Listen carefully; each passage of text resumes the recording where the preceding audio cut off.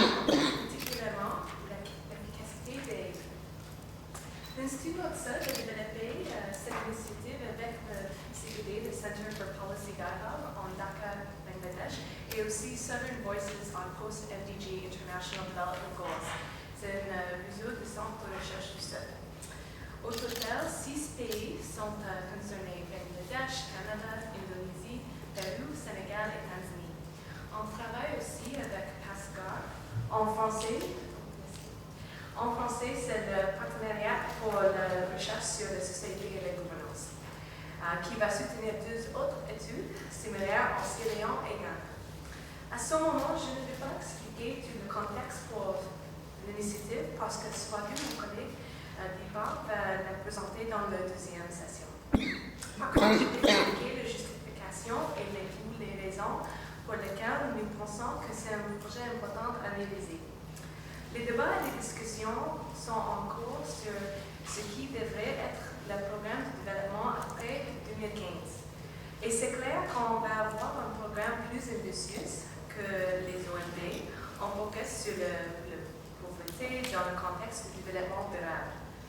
Il y avait beaucoup de suggestions pour les objectifs. À ce point, on ne sait pas qu'est-ce qui va arriver, mais on sait qu'il y a des domaines prioritaires, comme la gouvernance et les droits humains, la sécurité, l'environnement et la pauvreté, par exemple.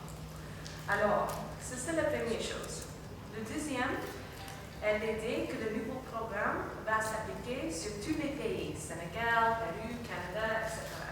C'est universel, mais aussi il y aura la possibilité pour les pays à déterminer leurs priorités.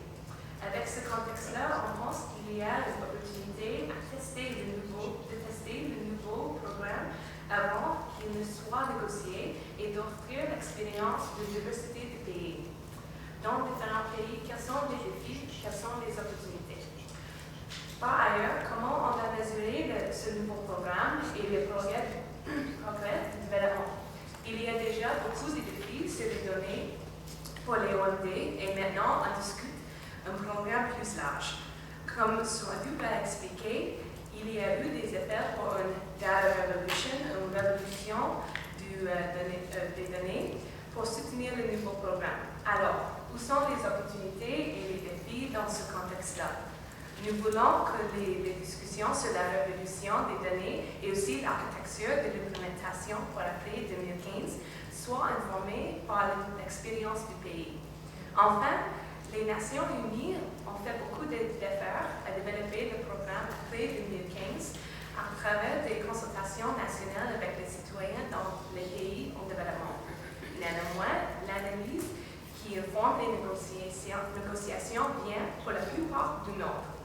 On veut une meilleure prise en compte des voix du Sud, mais aussi un meilleur engagement des pays en développement dans le nouveau programme. Donc, le projet a l'objectif d'améliorer la capacité des centres de recherche du Sud à contribuer à un processus politique international qui influence le programme de développement après 2015.